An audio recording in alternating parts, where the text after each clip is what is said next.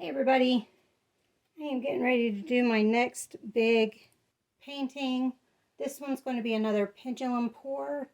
It's a 24 by 24 and it's a level 1 canvas. And right now all I'm doing is putting down the base paint. It's the house paint that we used in my bathroom, which is a light gray. I can't remember the actual name of the color, and it's covered up on the paint can, so this will have to do. But I'm just going to pour it on right now so I get a nice good base, let it dry so that I can do some pendulum pouring later on.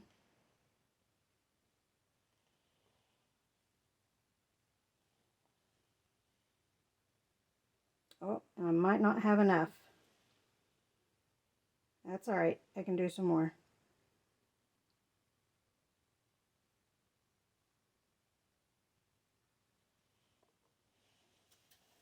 I had used some earlier on another painting. So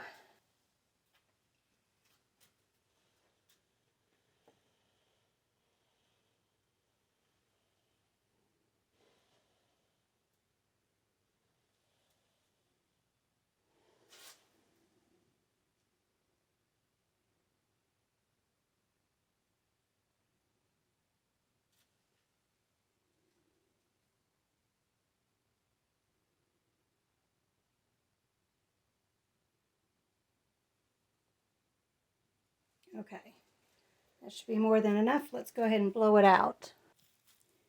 I kicked y'all. Sorry. I hope I moved you back into about the right spot. And get that side very well. Trying to figure out the best way to turn it. Alright, I think we're good and covered. I'll bring you guys back. About dripped paint everywhere. I'll bring you guys back when we are ready to do some pendulum onto this canvas. Hey everybody. Ooh, that was rough. Hey everybody. We're continuing this second pendulum pour. This time, rather than having one access point, we are going to have 2 access points. I think it's considered that. We're doing the triangle. So just to show you my setup, you can kind of see there's one point, excuse me, that goes to that middle, and then there's the other end of it. So this creates hopefully a square pendulum. We'll have to see. This will be my first time attempting this type of pattern. I'm also using a different jag. It's got a smaller hole in it. So I'm hoping the lines will be a little bit finer than they were with my first pendulum. Although I like my first pendulum, it's not as pristine as I would like it to be. So we're trying that. We're also trying a Liquitex for my pouring medium instead of my water glue pour medium.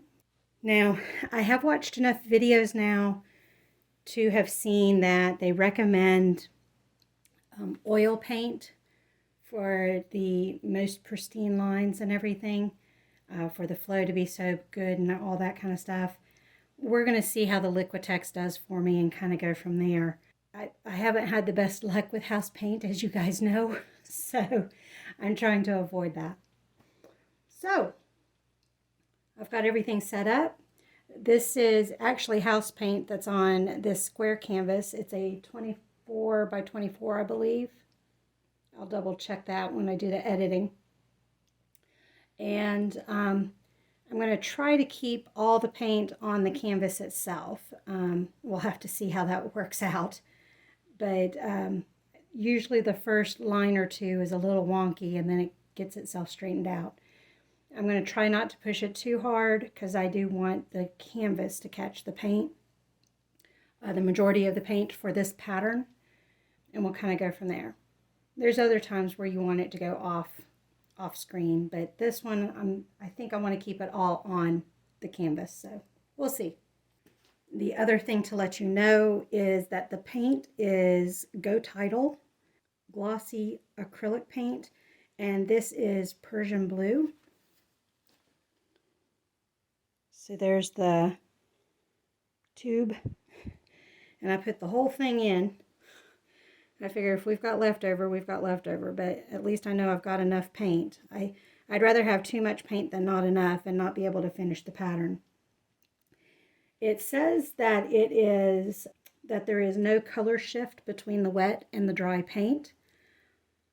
Everything I've experienced, the paint usually dries slightly different from the wet version. So we will see. With this light gray background, whether it stays this Prussian blue or if it darkens, it won't matter either way. But this is a good way for me to test the blue and test Go Tidal. This is my first time using Go Tidal paint. All right. And did I say I have a smaller hole in the cap? It's just one size smaller. I believe it's the 1/8 inch. And how did I get something in there already?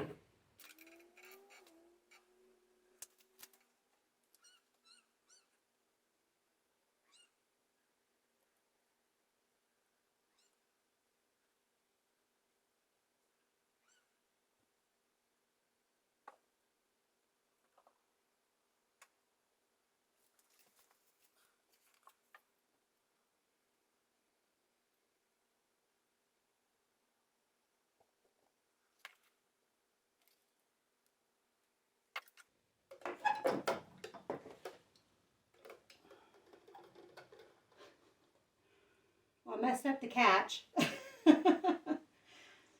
It's not quite the pattern I was hoping for. I thought I had the right pattern. We're getting a square with an X, but I think you guys know the type of square that I'm talking about. So, I'm going to see if I can salvage this, and then we'll come back.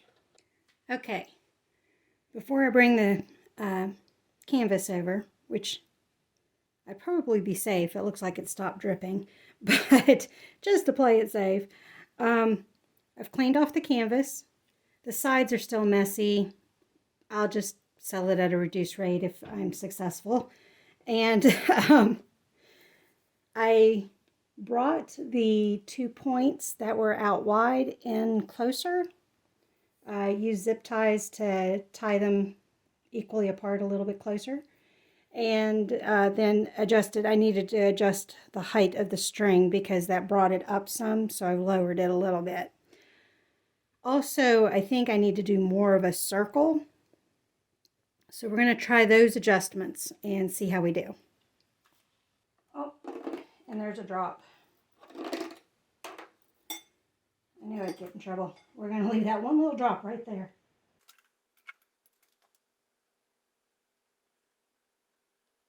I was afraid the hole was going to dry up.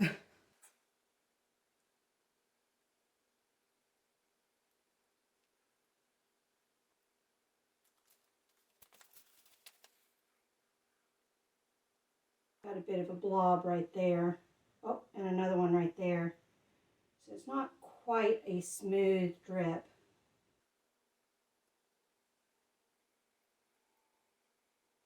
It's still not exactly what I was wanting, but it doesn't look as bad.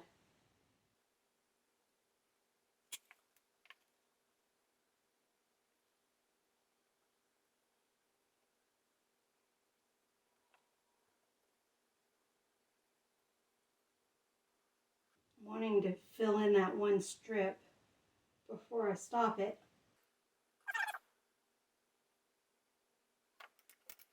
I'm going to stop it there, because otherwise we're just going to end up with a bunch of puddles on those 4 corners.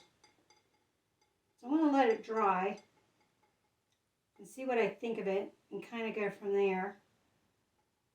I do like the stripes better, and I probably should have stuck with doing the regular spiral before messing with 2 points.